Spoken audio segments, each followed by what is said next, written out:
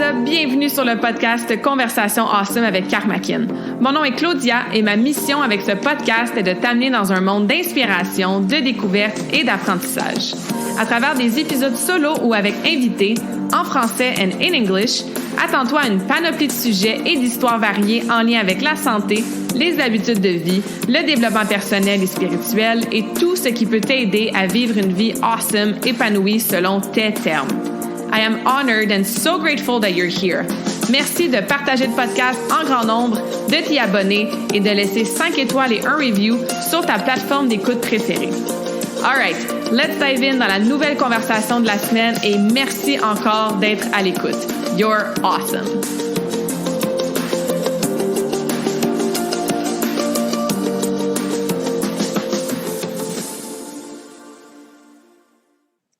All right, bienvenue tout le monde dans la nouvelle conversation awesome de la semaine. J'espère que vous allez bien, que vous êtes en pleine forme et que vous êtes prête à apprendre aujourd'hui de mon invité spécial. Karine, bienvenue sur le podcast.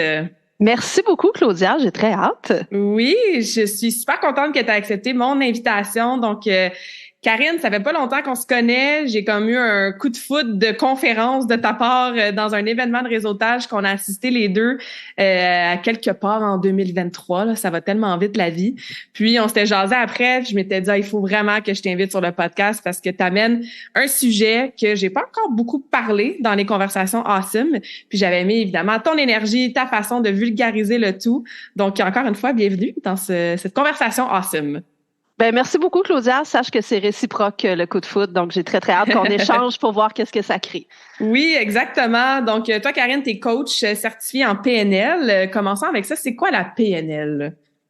La PNL, c'est la programmation neuro-linguistique. Donc, ça fait partie du mouvement des thérapies brèves qui a été créé en Californie dans les années 70. Donc, de plus en plus populaire au Québec. Il y a quand même beaucoup d'écoles de PNL au Québec. Moi, j'ai été formée, j'ai découvert la PNL très tôt dans ma vie à l'âge de 14 ans parce que j'avais un enseignant qui nous utilisait un peu comme cobaye pour pratiquer ces trucs. Et moi, je suis une fille d'action. Donc, le mouvement des thérapies brèves, pour moi, était très concret, donc, il y a des résultats rapides. Moi, j'aime ça, les résultats rapides.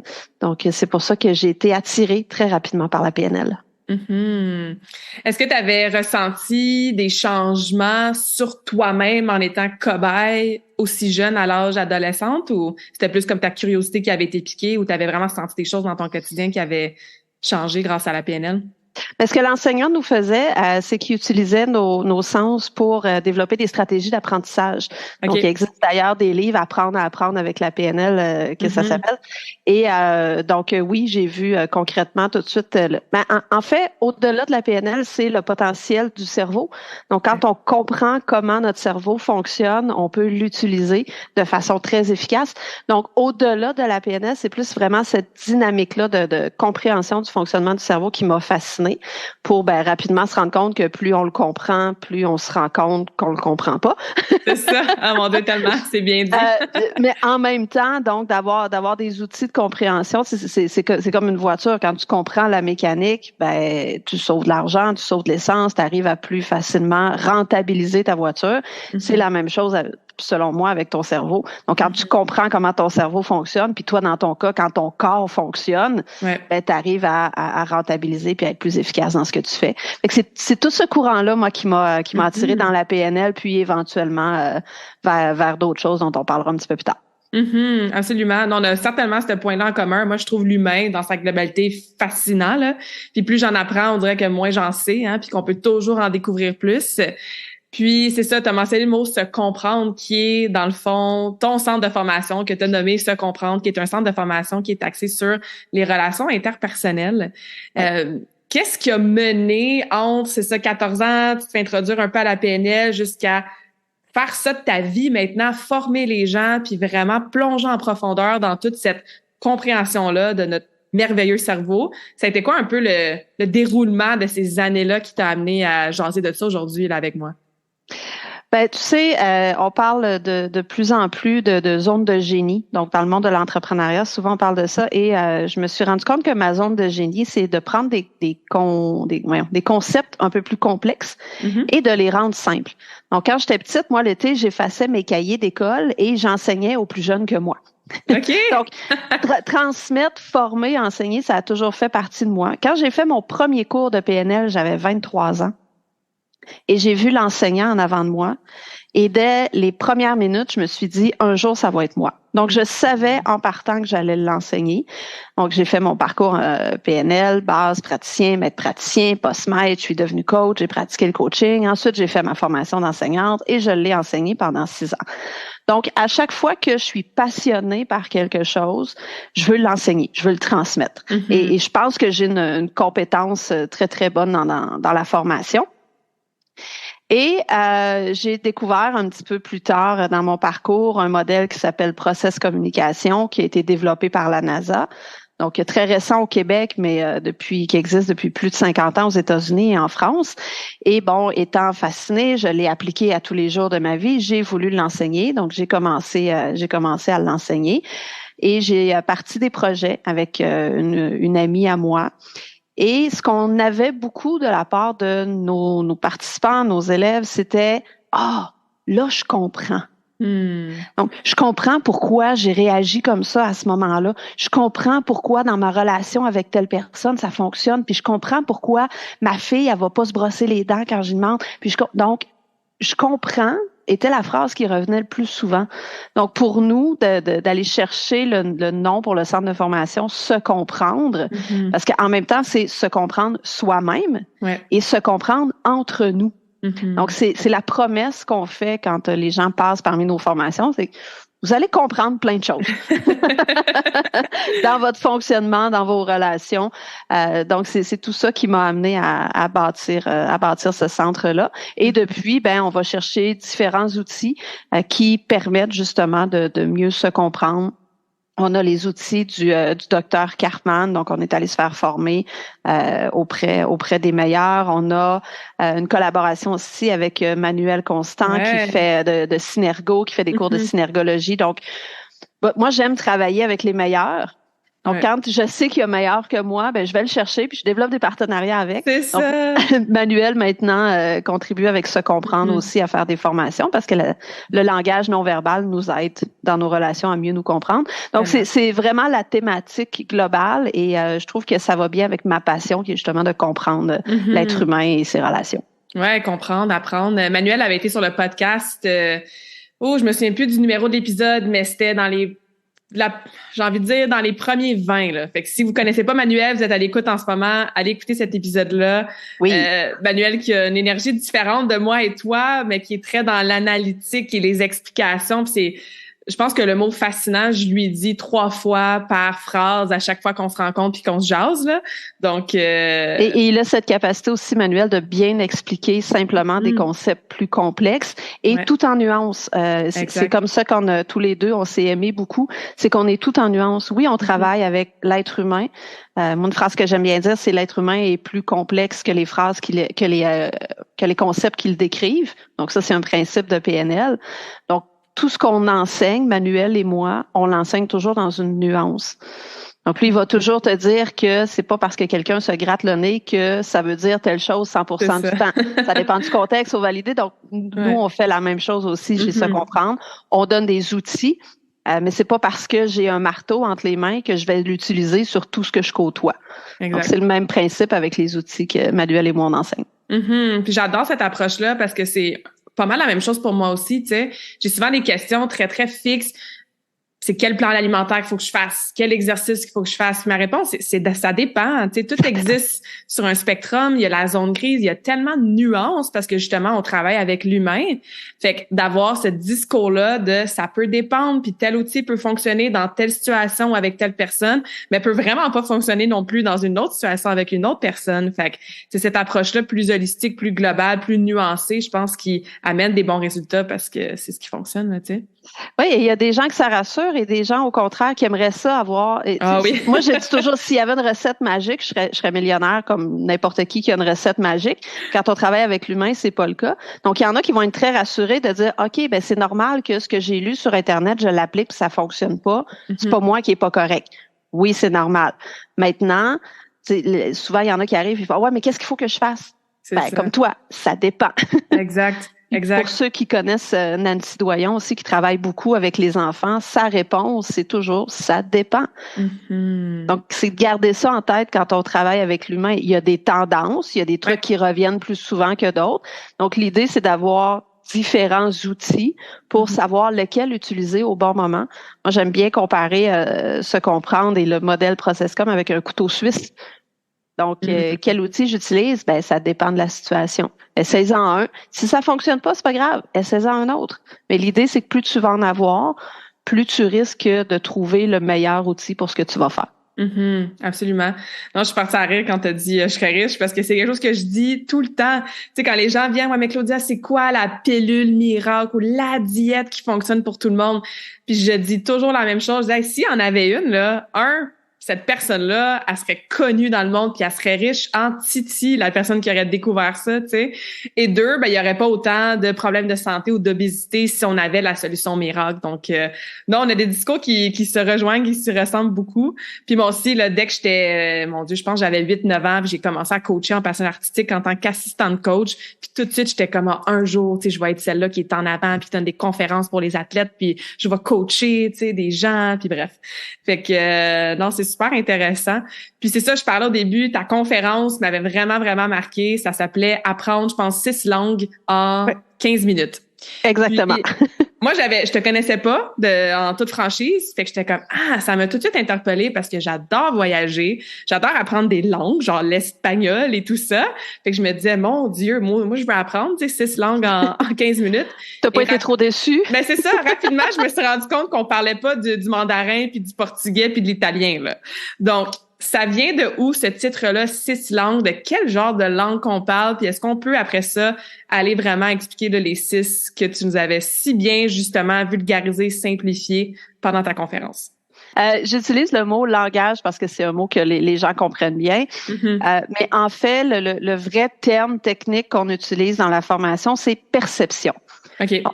Il existe, et là on revient au modèle process communication développé par la NASA, c'est le docteur américain Tybee Keller qui a découvert qu'il y avait 6 perceptions différentes et chacun d'entre nous avons une perception du monde préférentielle.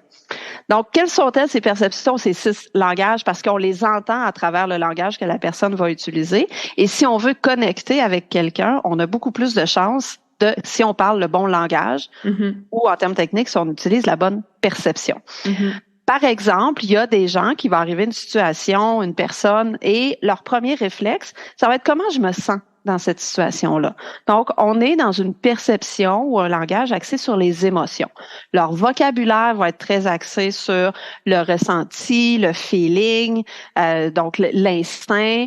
On va leur dire, par exemple, comment t'as trouvé Pierre Jean-Jacques?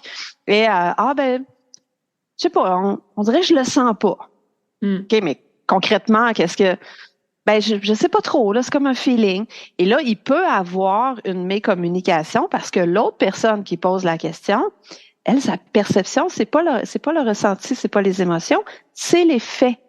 Donc, les informations. Donc, elle a besoin de faits concrets. Et ce sont les 2 perceptions les plus courantes dans le monde. Donc, les émotions, on parle d'à peu près 30% des gens que leur perception préférentielle. Qu'on les a tous. Ouais. Et leur langage, leur perception préférentielle, ça va être les émotions. Et un 25%, ça va être les faits, les informations. Souvent, je donne l'exemple à la blague qu'on n'a jamais vu nulle part. Chérie, qu'est-ce qu'on mange pour souper? Donc, je veux une information. Et chérie me répond, inquiète-toi pas, tu vas bien manger. Qui a parlé d'inquiétude? Ouais, c'est ça. C'est pas ça qu'elle veut savoir, là. Je veux une information. Pourquoi tu me dis, je suis pas inquiète de rien. Et là, il peut y avoir, soit une petite mécommunication ou soit un conflit si c'est quelque chose qui est récurrent. Donc, c'est une frustration de pas comprendre. Mais pourtant, ma question est simple. Je veux savoir qu'est-ce qu'il va y avoir dans mon assiette. Pourquoi elle comprend pas? Elle comprend pas parce qu'on n'a pas la même perception, on n'a pas le même langage. Et il y en a 4 autres. Donc, il y a une perception qui est 20% des gens qui ont une perception préférentielle sur la réaction. Donc, eux, ils vont pas ressentir, ils vont pas chercher les informations, mais spontanément, ils vont réagir avec l'émotion intense. Donc, soit avec un son ou une réaction dans le visage qu'on va voir, soit un « hi, Donc, on connaît des gens comme ça qui, tu leur dis bonjour, puis ils font « ah! » Excusez le son, là. J'ai crié fort. Si vous êtes dans l'auto, vous avez peut-être fait le saut. Mais il y a des gens expressif, là, vocal, puis... C'est très spontané. Donc, ça, c'est la perception de la réaction. Il y a 20% des gens que c'est comme ça. On s'adapte. On est tous capables d'avoir des réactions, on est tous capables d'informer les gens avec des faits et on est tous capables de ressentir quelque chose. Mais on a ce que j'appelle une langue maternelle, donc une perception qu'on va utiliser plus souvent, plus facilement. On a la perception pour 10% de la population des opinions. Donc, eux, quand il arrive une situation, le réflexe, c'est « qu'est-ce que j'en pense, moi, de ça? » Donc, ils vont spontanément donner leur opinion sur quelque chose qui se passe, quelqu'un qu'ils ont rencontré. Ensuite, on a un 10% qui, eux, leur perception se passe à l'interne. Donc, quand il arrive une situation, ils doivent passer par une introspection, un processus interne. Des fois, c'est long, des fois, ça peut être quelques secondes. Donc, c'est des gens à qui tu vas poser une question, par exemple, puis ta soirée d'hier, comment ça a été? Ça a bien été. Ils réfléchissent un peu. Oui, donc ils doivent revivre la soirée à l'intérieur pour arriver après à s'exprimer. Et là, vous pouvez vous imaginer tout ce que ça peut créer, par exemple, dans une salle de classe, avec les enfants. T'en as un qui a besoin d'émotions, de se sentir bien. T'en as un autre qui réagit spontanément à tout. T'en as un qui a besoin de réfléchir, d'introspecter. Et là, t'as l'enseignant devant qui a sa propre perception à lui et qui doit jongler avec tous ces gens-là qui posent une question. Et avant d'arriver à la dernière perception, je vais faire une petite parenthèse parce que aux Pays-Bas, le modèle est beaucoup utilisé dans le monde de l'éducation. Et il y a 87% des enseignants, donc presque 9 sur 10. Et leur perception, c'est soit les émotions, les pensées factuelles ou les opinions. Donc, ça veut dire que les 3 autres qui restent, c'est une très petite minorité. Et c'est ce qui fait que on a beaucoup d'enfants qui se sentent pas bien dans le système d'éducation. Mais ça, on pourrait en parler pendant longtemps. Ah ouais, vraiment. Il me reste une dernière perception à aborder qui est 5% des gens que c'est leur perception préférentielle ou leur langage, leur langue maternelle. Donc, on parle de l'action. Eux, quand il arrive une situation, ils agissent. Okay. Spontanément. Donc, c'est pas eux qui vont parler. Ils vont parler souvent très peu, en très peu de mots, un langage très directif. Et par exemple, quand tu arrives devant ces personnes-là et que tu veux entrer en relation, en communication avec eux, ben faut pas que tu les mettes en contexte. Puis que là, tu leur expliques que la semaine dernière, il est arrivé telle chose. Donc là, ça veut dire que cette semaine, il faudrait faire attention à non, quelle action je dois poser. Donc, eux, c'est juste ça qu'ils ont en tête. Donc, tout ce que tu expliques autour, souvent, ils l'entendront pas et ils vont attendre de voir c'est quoi l'action qu'ils ont à poser. Donc, quand on connaît tout ça... Bravo, c'est vraiment intéressant.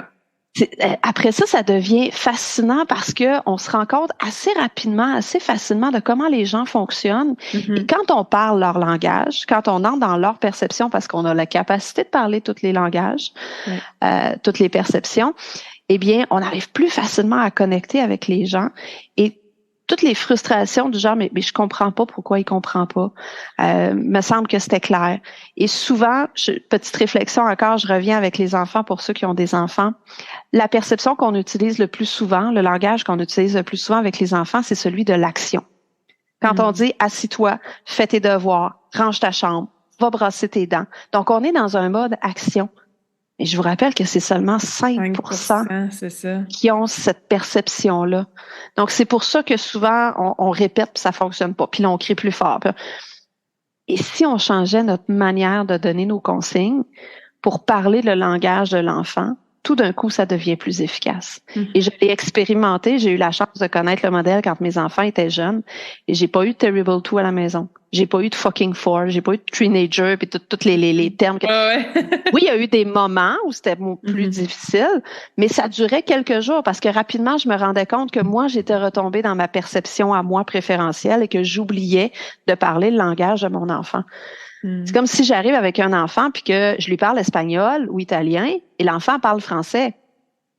Je peux pas le blâmer de pas suivre mes directives puis mes consignes. Il parle pas la langue que je lui parle. Donc, c'est un monde sans fin. Après ça, en entrepreneuriat, dans le monde de l'entraînement, je vais te donner un exemple dans le monde de l'entraînement que j'ai vécu. Moi, ma perception, c'est l'action. Et qu'est-ce qu'on fait quand on arrive dans un gym? On nous donne des processus, des procédures, on nous pose plein de questions et on nous fait un plan. Donc, c'est très plus axé sur les informations factuelles. Moi, tu me donnes un plan, tu m'amènes dans une routine, je m'emmerde. Après 3 semaines, j'arrête, j'y vais plus. Et là, souvent, les entraîneurs me disent, oui, mais ce sera pas aussi efficace si tu y vas comme ça. Oui, mais ce que tu comprends pas, c'est que si tu me donnes un plan à suivre toujours, je viendrai plus. C'est ça. Donc, ce sera pas efficace. Exact. Donc, c'est dans tous les domaines après ça, dans la vente, on peut l'utiliser, dans la publicité, dans le marketing, partout. Donc, ça devient tellement fascinant et ça s'apprend relativement simplement. Donc là, on le fait en quelques minutes. Nous, on a des mini-dictionnaires aussi qu'on a bâtis pour chacun des langages, chacune des perceptions. Et là, voilà, on peut s'amuser sans fin. Puis c'est ça m'amène à te poser comme question, tu sais, comment on connaît notre propre langage et 2, le langage des autres, parce que tu as donné quelques exemples, puis tu peux en donner plus aussi pour nous aider un peu à différencier les 6 perceptions, mais peut-être qu'il y en a certaines qui s'entendent dans 2, 3, 4 de ces langages-là. Comme tu as dit, c'est nuancé, on peut en avoir plus qu'un. Comment on fait pour savoir assez rapidement, quand on est en communication avec quelqu'un, c'est quoi son langage, en guillemets, principal, se connaître plus à travers ces perceptions-là, tu sais? Je vais te donner une réponse un peu plate. On peut pas le savoir. Ça dépend, on peut pas le savoir. En fait, il existe un questionnaire qu'on peut remplir pour connaître soi-même son niveau de développement de chacun des langages. Okay. Mais effectivement, puis les gens nous écoutent puis ils vont dire ouais, mais ça moi je le parle, ça moi j'ai pas de problème. Et effectivement, comme les langues, on peut être parfaitement bilingue, trilingue. La différence c'est que notre langue maternelle, c'est elle qui est la plus simple, la plus spontanée, à laquelle on n'a pas besoin de réfléchir, comme notre perception préférentielle. Ceci dit, comment on fait? On écoute. Ça veut pas dire que la personne qui te parle en ce moment, elle est dans sa perception ou son langage préférentiel. Mais en même temps, c'est pas important. C'est ce que je dis toujours en formation. Détecter, c'est pas important. Qu'est-ce que j'ai à ce moment-ci? Et je lui réponds de la bonne façon. Quand j'arrive dans un pays très touristique et qu'on me parle anglais, ça veut pas dire que c'est la langue maternelle du serveur. Mais s'il me parle anglais, si je veux lui répondre, je vais lui répondre dans la langue dans laquelle il me parle. Et ça veut dire que peut-être qu'on va jongler dans différents langages. Donc, la capacité de détection, pour moi, n'est pas aussi importante que la capacité d'apprendre les différents langages.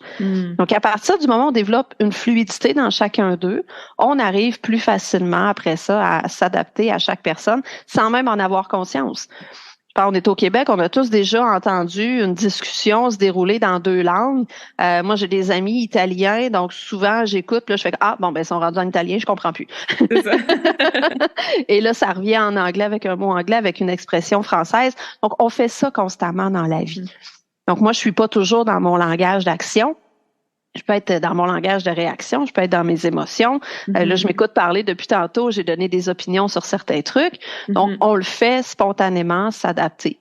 Donc, c'est d'apprendre à les connaître, d'apprendre à les pratiquer, d'apprendre à les écouter, puis de se promener dans chacun d'eux. Mm-hmm. Tu parlais du questionnaire pour apprendre à se connaître. Nous, c'est-tu quelque chose qui est sur ton site web, qu'on peut trouver facilement sur les internets? C'est-tu quelque chose qui est comme réservé? Non. Ouais, exactement. Faut contacter soit un coach ou un formateur en process communication. Donc, on est quelques-uns au Québec. S'il y en a qui nous écoutent ailleurs dans la francophonie, en France, c'est très, très, très connu. Il y a 4000 formateurs dans le monde. Il y en a 3500 en France. Wow. Donc, s'il y a des Français qui nous écoutent, il y a des chances que ce modèle-là, ils le connaissent bien. Mm-hmm. Mais non, c'est pas un questionnaire qu'on retrouve sur Internet. C'est vraiment parce qu'il demande quand même un suivi une fois qu'on a le résultat pour bien comprendre les résultats avec soit un coach ou un formateur. Mm-hmm. OK, super. Durant ta conférence, tu avais donné l'exemple pour chacun des langages. Je pense que c'est comme tu parlais comment ça a été ton voyage ou comment ça a été tes vacances. Peux-tu nous donner cette réponse-là pour les 6 pour qu'on ait juste une dernière fois une petite propre perception de soi-même, de notre propre perception? Moi, ça m'a vraiment aidé à faire comment, ouais, moi, je pense que c'est comme ça que je répondrais quand on me demande. Surtout que je voyage beaucoup, fait que c'est une question que j'ai souvent, là, mais... Ça peut être, tu sais, demandez-vous, là, comment a été votre fin de semaine, comment a été votre voyage, ou demandez-le à quelqu'un d'autre. Et par exemple, et là, je vous le dis, c'est caricaturé. Oui, okay, l'exemple que je vais donner. C'est ce qui aide à visualiser. Oui, exactement, exactement. Mais tu sais, c'est pas parce que j'ai un langage d'émotion que je vais nécessairement le faire de cette façon-là, mais ça donne un aperçu quand même. Donc, si je demande à quelqu'un qui a une perception, un langage émotion, comment a été ton voyage, on va avoir une réponse qui ressemble plus à oh mon Dieu, ça m'a tellement fait du bien. Je suis débarquée de l'avion et là, j'ai vu les paysages et juste l'odeur de la mer. Quand on arrivait à l'hôtel, on avait toujours des petits chocolats à tous les jours quand on revenait le soir. Ils ont vraiment pris soin de nous. Donc, ça a été un voyage vraiment ressourçant. Mm-hmm. Donc là, on est dans un langage d'émotion. Dans un langage un peu plus axé sur les faits, les informations, on va avoir une réponse qui ressemble à on est parti au Costa Rica. On est parti 10 jours, donc du 4 au 14. Le vol d'avion dure 4 heures. Là, j'ai aucune idée de quoi je parle. C'est ceux qui sont, c'est peut-être pas 4 heures, là, mais je donne une information. L'hôtel à laquelle on était, c'est un hôtel qui a été bâti en 1875. Donc, quand les colonisateurs étaient sur place, donc c'est eux qui ont bâti cet hôtel-là. On se levait vers 8 heures le matin. On allait prendre une marche 15 à 30 minutes. On revenait. On allait au restaurant de l'hôtel pour déjeuner. Pour déjeuner, ils nous servaient du bacon, des œufs, donc quelque chose qui ressemble à ce qu'on a ici. Donc, on est vraiment dans du factuel. Mm.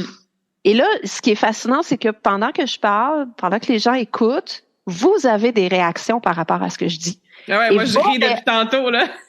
Oui, et vos réactions peuvent vous donner un indice. Tantôt, quand j'ai parlé dans le langage des émotions, il y en a peut-être parmi vous qui ont dit « Oh mon Dieu, je ne sais pas être allé où, mais j'ai envie d'y aller. » C'est ça. Donc, il y a une connexion naturelle qui se fait. Pour ceux qui ont les réactions comme langage. Donc, puis ton voyage, comment ça a été? Oh!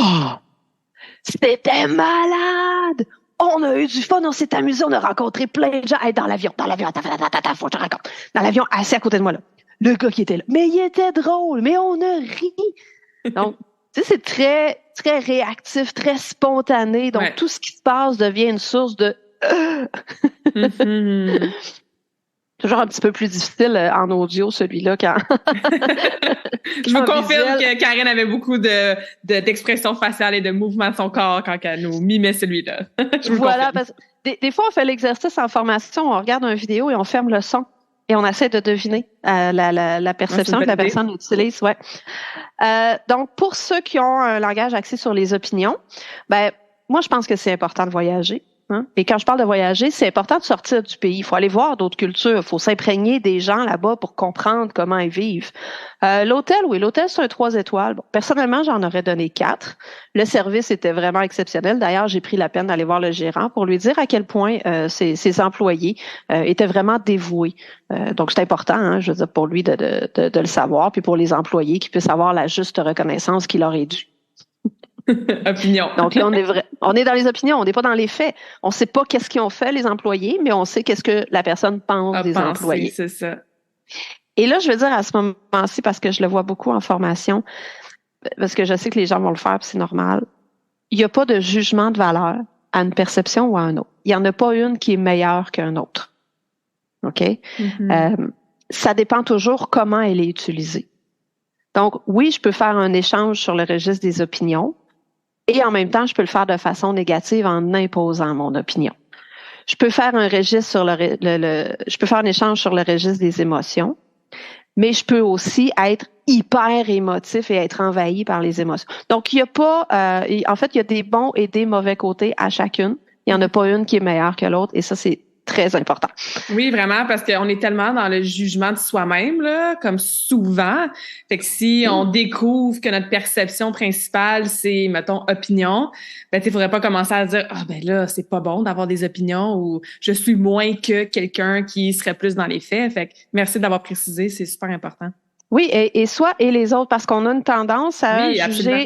juger un langage ou une perception que nous, on a moins développé. Mm-hmm.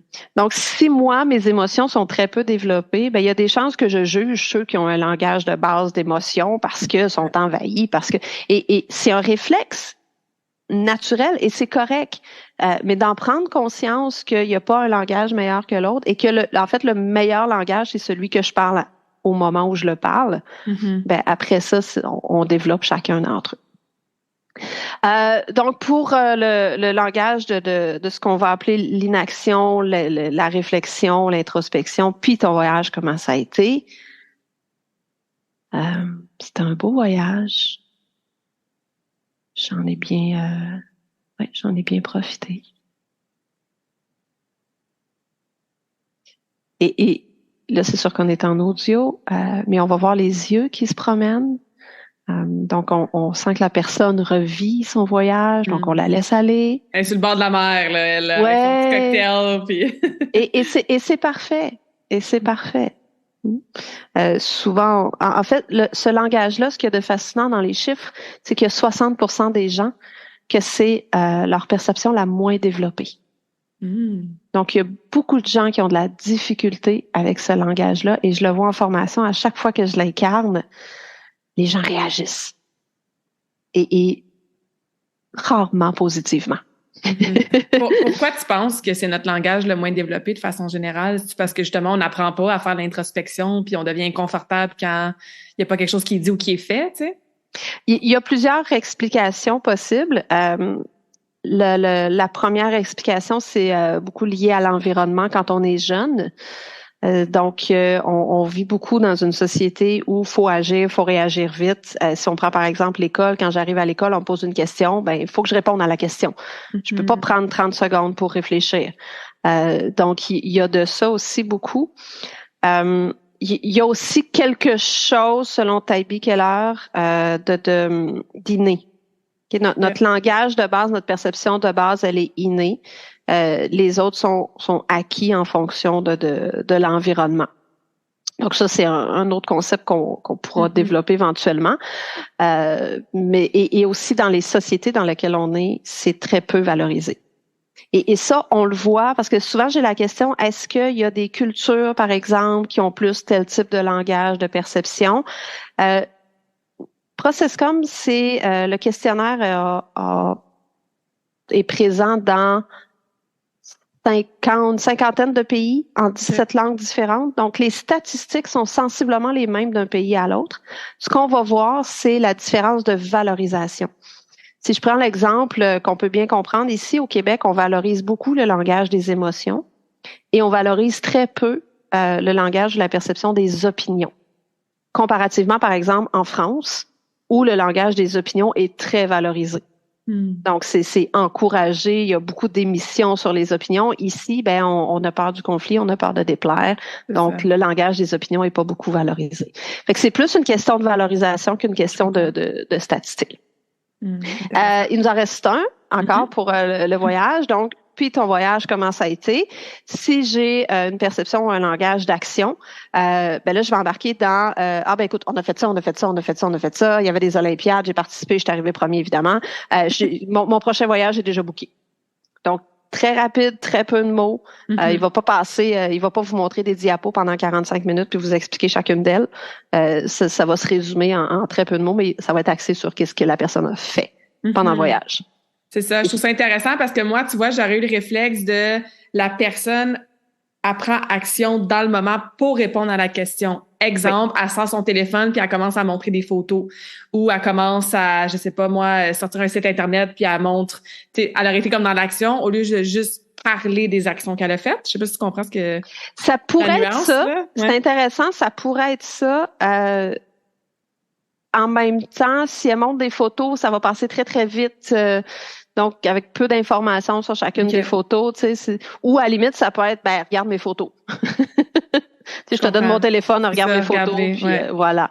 Elle va probablement déjà être plus en mode mon prochain voyage. La prochaine fois, je fais ça.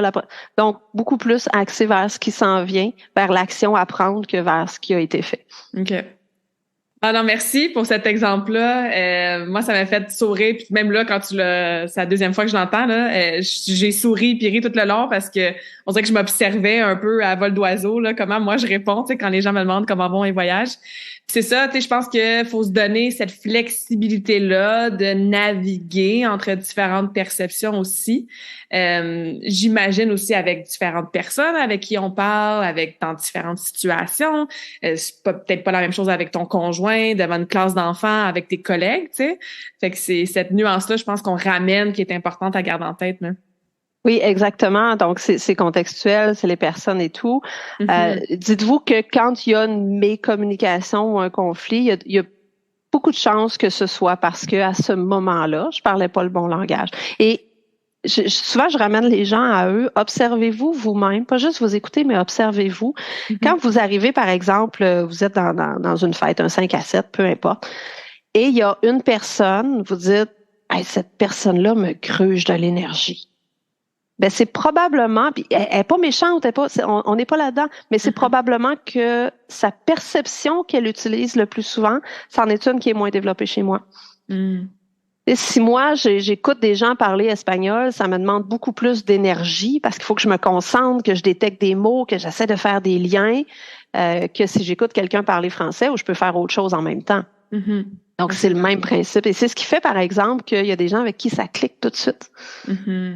L'exemple que je donne souvent, c'est si vous êtes dans une place publique, en plein milieu d'un pays dont vous ne parlez pas la langue, donc vous allez entendre des sons, mais vous n'allez pas comprendre. Et à un moment donné, vous entendez une expression comme « Hey, il est là! » Et là, vous allez chercher d'où ça vient, vous allez peut-être même aller voir la personne, jaser avec elle, dire « Hey, je t'ai entendu parler, tu viens du Québec, moi aussi. » Donc, c'est ce qui se passe aussi dans les perceptions. Quand on rencontre quelqu'un qui a la même perception que nous, on a l'impression de se comprendre parce qu'on porte notre attention sur la même chose. Non, c'est un super bon exemple.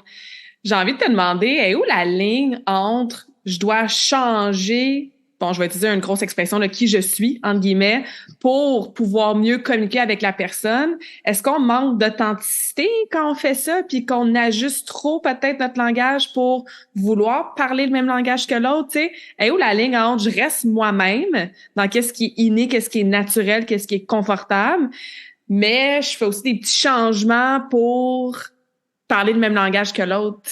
J'adore tellement cette question. La ligne se situe à 10%. Non, c'est pas vrai. On tombe dans les faits, là.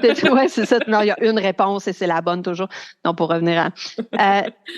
il y a plusieurs approches. Si je m'en vais dans un autre pays, je vais apprendre des mots sur place, que ce soit bonjour, merci, comment ça va, s'il vous plaît, pour connecter avec les gens. Donc, si je côtoie des gens, d'avoir quelques mots pour me permettre de parler leur perception, ça fonctionne bien. Stephen Karpman, celui qui a fait le fameux triangle dramatique, il dit dans vos relations, il y a 3 critères pour que ça fonctionne. Dans vos relations, vos communications. Faut que tu aies les bons mots. Ça, on les apprend en formation. Je viens de donner plein d'exemples. Faut que tu aies le courage. Donc, d'utiliser une perception qui n'est pas la tienne. Il faut que tu aies la volonté. Okay. Donc, pour moi, la ligne, elle est là. Est-ce que la personne avec qui je suis en ce moment, est-ce que j'ai la volonté d'avoir une relation de qualité? Si la réponse est oui, naturellement, je vais faire un effort. Un autre point pour savoir où se situe la limite, c'est à quel point moi, je suis confortable. Parce que pour parler une langue ou utiliser une perception qui n'est pas notre préférentiel, ça demande un certain niveau d'énergie. en fonction de est-ce que je suis plus ou moins à l'aise. Comme je disais, moi, je peux parler anglais, mais je vais être fatiguée à la fin de la journée. Si je côtoie des Espagnols, je vais l'être encore plus parce que j'ai moins d'énergie à utiliser cette langue-là. Donc, d'apprendre puis ça, on le fait beaucoup en formation, d'apprendre à reconnaître parce qu'il y a des signes qu'on met en place dans notre vocabulaire qui nous disent, oh, là, je commence à manquer d'énergie. Donc, je vais aller me ressourcer un petit peu et je vais revenir. Moi, je donne un exemple. Souvent, mon langage le moins développé, c'est celui des opinions. Donc, maintenant, depuis bientôt 7 ans que je fais de la process com, là, il est développé pas mal. J'avais quelqu'un dans mon entourage qui ne parlait que sur le registre des opinions. Et même si j'adorais cette personne-là, quand on allait dans des soupers, j'étais épuisée et je comprenais pas pourquoi. Donc, quand je l'ai compris, après ça, j'avais les outils pour aller me recharger mes batteries, rechercher de l'énergie, pour revenir parler le langage des opinions pendant un certain temps. Fait que tout ça, c'est un processus, parce que quand on fait les formations, se comprendre, on fait pas juste apprendre les langages, on apprend tout ce processus-là qui vient autour, et on revient au principe de, ben, si j'ai la volonté que ça fonctionne, j'ai les outils maintenant pour le faire. Je suis pas obligée de les utiliser. Fait que pour moi, on se dénature ou on manque d'authenticité quand on utilise des outils qu'on n'a pas envie d'utiliser avec une relation qu'on n'a pas envie de maintenir. Merci, c'est vraiment bien expliqué. Ouais, absolument. Puis tu sais, quand nos intentions derrière aller plus loin dans la relation sont pas en alignement avec qu'est-ce qu'on voudrait, tu sais, on le fait parce qu'en guillemets on est obligé ou parce qu'on pense qu'on va avoir quelque chose grâce à être plus proche de telle personne dans notre compagnie, par exemple, ben c'est là qu'effectivement l'authenticité prend le bord, là. Exactement. Puis on le sait, je veux dire, on le sait quand on le fait parce qu'on a vraiment envie. On le ressent, c'est ça. Moi, j'ai un de mes enfants, mon plus jeune, qui a un langage de réaction très développé. J'ai beaucoup plus de facilité, d'énergie à l'utiliser avec lui que de l'utiliser avec un client qui me démontre du stress puis avec qui j'ai pas envie de travailler. C'est ça. Et en même temps, tu sais, ce que j'aime dire, c'est que les relations, il y a des relations qu'on est, entre guillemets, là, obligé d'avoir. Donc, quand ces relations-là nous grugent de l'énergie, ben, on a des outils, justement, pour que ce soit plus simple. Et ces outils-là se trouvent beaucoup dans ProcessCom. Ouais. Puis plus on est familier avec ces outils-là, ben, moins ça va nous prendre de l'énergie de les utiliser, je crois. Tu sais, la première fois que tu parles en espagnol, puis tu viens de faire un cours, ça va être difficile, mais si tu parles espagnol souvent, que tu l'étudies, que tu écoutes de la musique espagnole, que tu lis des livres espagnols, ça reste que c'est pas ta langue maternelle, mais dans un mois, dans 6 mois, dans un an, tu risques de devoir dépenser moins d'énergie de parler espagnol. J'imagine que c'est un peu le même principe. Exactement. Ça, c'est une partie du principe. Plus on le pratique, plus ça devient simple de le faire. Il y a aussi la partie qu'on appelle besoin psychologique. Donc, si je fais un parallèle ou une métaphore, ça fait 5 ans que je pratique l'espagnol, mais si j'ai pas mangé puis j'ai pas dormi, ben ça se peut que j'ai même pas l'énergie pour faire l'effort de parler une autre langue. Donc, il existe dans le modèle aussi la notion des besoins psychologiques qui peuvent être une raison si mes besoins psychologiques sont pas comblés, pour lesquels je n'arrive pas à utiliser différentes perceptions. Mais là, on entre dans un volet un petit peu plus technique, mais c'est pour démontrer encore là que tout ça, c'est très, très, très global et on n'est pas dans ben, je te montre 6 langues, ben, tu as juste à parler la langue que tu veux quand tu veux. C'est ça. Non. On est des êtres humains, on s'en rappelle. Exact. Je trouve ça tellement intéressant. On a parlé beaucoup, communication avec les autres, interpersonnel et tout ça. Tu as donné un exemple de comment ça peut t'aider à te connaître, te comprendre avec ton exemple du gym. Est-ce que tu as d'autres raisons ou exemples qui pourraient nous démontrer que de plonger dans ce sujet-là peut nous aider pour nous-mêmes, pour se comprendre, pour notre santé à nous, de façon plus personnelle, individuelle? Oui, parce que dans le modèle, il y a, on revient avec les besoins psychologiques et les zones de stress. Donc, on n'est pas tous stressés par la même chose et on n'a pas tous des besoins psychologiques identiques. Ce que j'appelle la nourriture psychologique, on n'a pas tous les mêmes goûts. Moi, dans ma nourriture psychologique, il y a quelques années, mon besoin fondamental, c'était la solitude. Donc, ça m'a permis de comprendre à ce moment-là pourquoi, étant maman de jeunes enfants, je finissais mes journées complètement épuisée, même si je faisais rien, entre guillemets. C'est que je n'étais jamais seule. Jamais, jamais. La pandémie, les gens me disaient, ah, ben, t'es chanceuse, t'es isolée. Non, je suis pas isolée. Je suis enfermée avec 3 autres personnes. C'est la raison pour laquelle, par exemple, quand je terminais le repas, on terminait de souper, moi, je voulais ranger le souper et je disais à mon conjoint à l'époque, va jouer avec les enfants dans le sous-sol. Et là, lui, il revenait, puis il est gentil. Donc, il voulait m'aider à ranger le souper. Et là, je vivais une frustration interne. Puis là, mais pourquoi je suis fâchée? Toutes mes amies rêvent d'avoir un chum qui les aide à ramasser le souper. Moi, j'ai juste envie qu'ils s'en aillent. Et je comprenais pas cette réaction-là que j'avais. Donc, quand j'ai compris que c'était une manière inconsciente que j'avais trouvée d'avoir un moment de solitude, et que là, j'ai pu dire à mon chum à l'époque, écoute, j'ai besoin de ce moment-là pour moi, parce que j'avais des mots à mettre dessus. Mais là, lui, ça lui faisait plaisir de m'aider en allant jouer avec les enfants. Donc, c'est la même situation que je comprenais pas la réaction que j'avais. J'ai, par exemple, une de mes amies qui, une fois qu'elle a suivi le cours, elle avait un langage des faits très, très, très développé. Elle a compris pourquoi. Je reviens avec la vie de couple parce que c'est quand même là souvent qu'on va voir le plus de frustration, qu'on a de la difficulté à expliquer. Quand son conjoint voulait passer la soirée collée à écouter un film, elle était fâchée et elle stressait, puis elle comprenait pas pourquoi. Et parce que son besoin psychologique était plus dans la structure et dans l'organisation. Donc, si c'était pas prévu d'avance, ça lui créait un manque psychologique. Donc, il y a des moyens, il y a des moyens que ça se passe. C'est pas parce que j'ai des pensées factuelles ou les faits dans ma perception que je voudrais pas passer une soirée collée. C'est ça, tu sais, on reste dans la nuance, mais là, je donne des exemples pour oui, non, c'est super aidant, ouais. Donc, se comprendre soi-même à la base, comprendre ses réactions, comprendre pourquoi, moi, quand je me fais expliquer quelque chose, je regarde la personne, je suis comme, oui, mais où tu veux en venir? Qu'est-ce que tu veux? Et ça peut être déstabilisant pour la personne en face de faire, non, mais attends, il faut que je t'explique. Non, j'ai pas besoin d'explication, dis-moi ce qu'il faut que je fasse. Ouais. Donc là, je fais, OK, mais c'est parce que j'ai un langage d'action, c'est correct. Toi, ton langage est différent. Fait que je vais prendre le temps de t'écouter, mais je vais garder ce que moi j'ai besoin. J'ai une autre de mes amies, même chose que le langage réaction.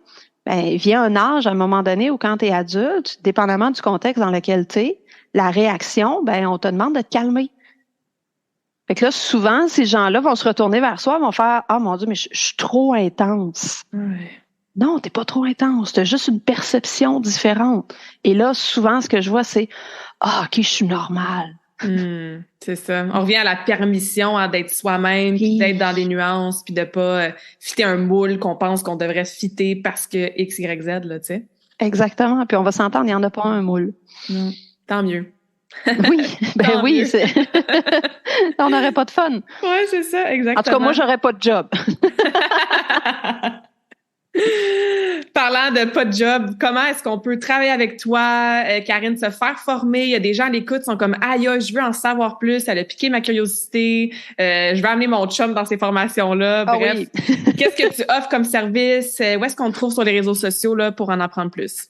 Je trouve ça drôle parce que ça, je le vois tellement souvent. Les gens, ils viennent faire la formation puis ils font, j'aimerais ça que mon chum soit là, j'aimerais ça que ma blonde soit là. Juste parenthèse, dans une entreprise, à un moment donné, ce qu'ils ont fait, ils ont fait une formation pour les employés et c'était tout le temps la même réflexion. Mais j'aimerais ça connaître comment fonctionne ma blonde ou mon chum. Donc, l'entreprise a décidé de faire une demi-journée de formation pour les conjoints. Ah, cool. C'est une bonne idée. Oui, c'était vraiment trippant. Donc, secomprendre.ca. Le site Internet. Sinon, sur Facebook, Karine Dupéré, vous pouvez me contacter. Je réponds assez rapidement. On a des formations grand public en ligne, en présentiel. On peut faire des groupes aussi. Donc, si toi, t'es là, je veux faire ça avec mes amis, tu m'appelles, on organise quelque chose, on se déplace partout au Québec sans problème. On aime ça, ça fait du bien de sortir de la maison. Moi, j'étais en mode action, fait que j'aime ça sortir de la maison. En entreprise aussi, que ce soit des conférences, des ateliers, du sur-mesure et tout. Donc, voilà, passez par secomprendre.ca ou le Facebook. LinkedIn aussi. Donc, nous, c'est par là qu'on s'est connus. Ouais. Donc, allez-y, trouvez-moi. Karine Dupéry, il n'y en a pas une tonne. Se comprendre, il n'y en a pas une tonne non plus. Donc, écrivez-moi, moi, ça me fait plaisir de discuter avec les gens, puis de répondre à vos besoins en fonction de ce que vous voulez. On veut faire émerger des meilleurs humains, puis notre promesse, c'est se comprendre. J'adore ça. Fait que, de toute façon, je mets tous ces liens dans la description du podcast. Donc, s'il y en a qui veulent avoir accès à ça, ça va être plus facile aussi. Karine, avant de te poser ma dernière question que je pose à tous mes invités qui viennent sur les conversations Awesome, je veux juste te remercier encore une fois d'avoir partagé ta passion, ton expertise, des exemples super visuels et concrets. Je suis certaine que ça a éveillé beaucoup de curiosité, de réflexion pour ceux qui écoutent, même moi en ce moment. Donc, merci beaucoup d'avoir été là sur le podcast. Merci, Claudia. Et ma dernière question pour finir la conversation, c'est est-ce que tu as une citation préférée? Ça serait laquelle et pourquoi? Ah, il y en a tellement. Je peux t'en dire 2? Tu peux en dire 2. J'aime bien Ils l'ont fait car ils ne savaient pas que c'était impossible de Mark Twain. Et celle qui termine tous mes courriels, c'est une citation de Pierre Bourgault qui dit vaut mieux aller nulle part. Vaut mieux aller quelque part avec quelqu'un que nulle part avec tout le monde. Et pourquoi ça te parle, ces 2 citations-là? Ils l'ont fait car ils ne savaient pas que c'était impossible. C'est tout ce qu'on se met comme croyance. Donc, d'avoir la possibilité de créer l'impossible. Donc, c'est un peu ce que je fais aussi dans mon domaine. Quand les gens me disent qu'est-ce que tu fais? Ouais, qu'est-ce que tu fais dans la vie? Je fais quelque chose qui n'existe pas. Là, j'ai pas de titre, j'ai pas de...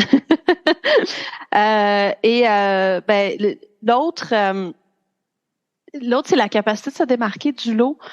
Donc, aller quelque part avec quelqu'un plutôt que nulle part avec tout le monde, c'est oui, suivre le flow, mais à un moment donné, tu sais, on s'en va où comme ça? Je le sais pas. OK, regarde, viens, on va partir, toi et moi, ensemble, on va créer quelque chose dans un but éventuellement, peut-être, disons-le, modestement, d'améliorer le monde. Ouais, j'adore ça. Merci, Karine. Ça finit bien cette conversation. Merci beaucoup, Claudia.